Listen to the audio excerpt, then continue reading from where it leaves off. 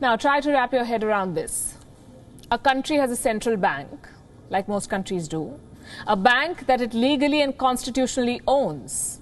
But the government cannot withdraw money from this bank because this bank is now controlled by a global financial body.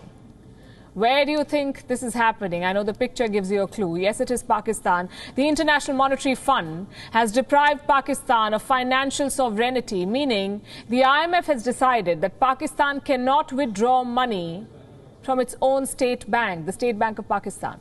The government cannot take money. It sounds a bit harsh, but it's well deserved. And we'll tell you why.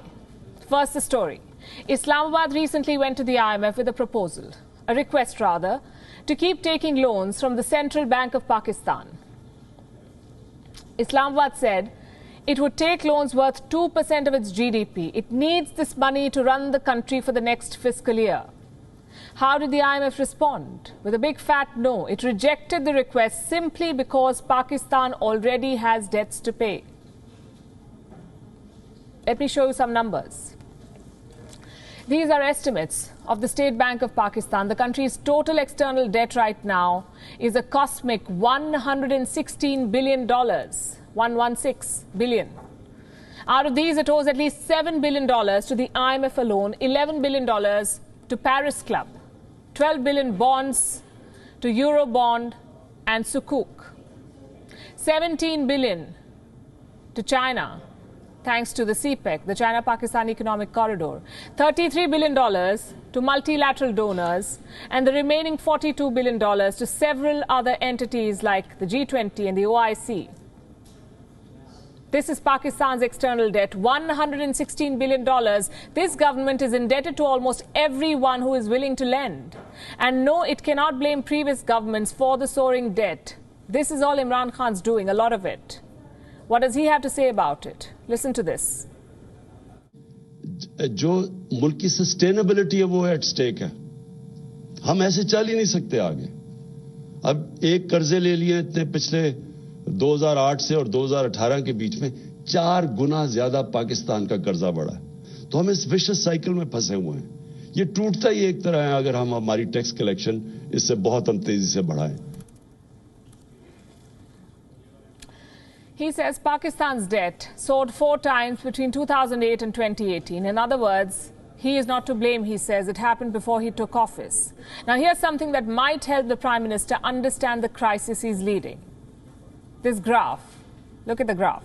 In 2017, when Nawaz Sharif was in power, Pakistan's external debt stood at $86 billion. In 2018, when Imran Khan came to power, it rose to $93 billion. And this after the Prime Minister promised to lift Pakistan from the shackles of financial slavery, as he put it. This is how he did it. In 2019, the debt shot up further to $100 billion. In 2020, $110 billion. And in 2021, as of November, it stands at $116 billion. This is Imran Khan's contribution, $30 billion of debt in just 4 years. Can he escape the blame? He's running a government that survives on borrowed money. It keeps borrowing from one country to pay another. It keeps borrowing from one institution to pay another. It's a never-ending cycle. What the IMF has done now is pull the brakes on it. It has categorically told Islamabad that no profits from the central bank's coffers will be transferred to the Pakistan government. It cannot draw from the bank until it achieves a desired cover for external debt. Has Pakistan agreed? Well, it has, but not without drama. Reports in the Pakistani media say that the government protested strongly. It is said to have reminded the IMF that it is constitutional right to borrow money from the State Bank of Pakistan.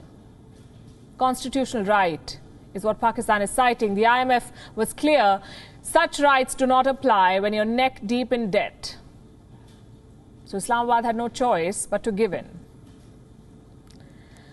So what's it going to do now? Cost cutting. Pakistan plans to cut down its expenditure. It will raise taxes. People already suffering from soaring inflation will be taxed more. Income tax, sales tax, power tariffs, GST, regulatory duty. Pakistan is planning to increase all of these in order to pay back the IMF, which, by the way, posted something cryptic this evening. This picture of the sunset in Karachi, Pakistan's financial hub. IMF Pakistan's official handle posted this picture, a fitting metaphor, some would say, for the country. The sun is setting on Pakistan's economy. WION is now available in your country. Download the app now and get all the news on the move.